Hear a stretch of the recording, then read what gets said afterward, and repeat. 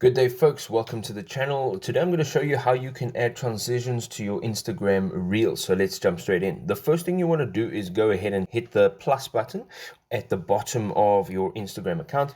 And over here you can see at the bottom there is post, story, reel, and live. We're going to go ahead and tap on reel. Now once you tap on reel, you have the option to go ahead at the top and tap on camera.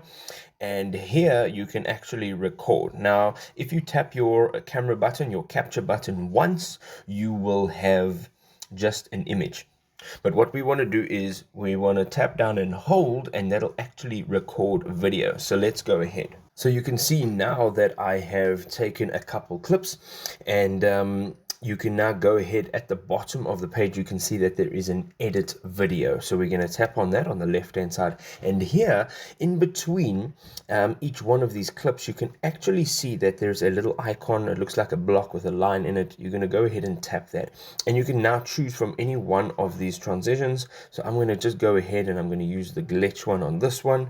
And I'm going to say apply to all on the bottom left hand side. You can choose individual ones or you can apply to all. It really doesn't matter. And now you can play the video and see what it actually looks like. You've now successfully added transitions to your Instagram Reels.